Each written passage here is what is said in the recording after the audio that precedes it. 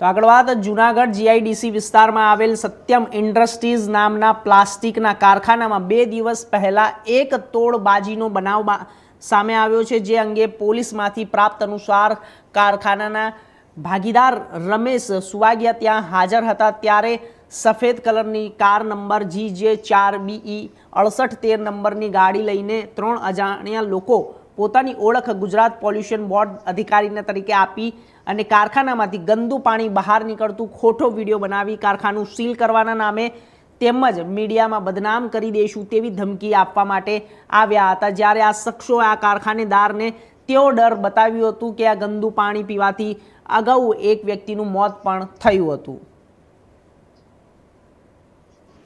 તારીખ 10 ઓગસ્ટ 2026 ના રોજ જુનાગઢ તાલુકા પોલીસ સ્ટેશનમાં એક છેડતીનો બનાવ બને, જે અન્વયે ફરિયાદી તથા તેમના માતા પિતા દ્વારા જુનાગઢ તાલુકા પોલીસ સ્ટેશનનો સંપર્ક કરતા ફરિયાદ દાખલ કરવામાં આવેલ છે।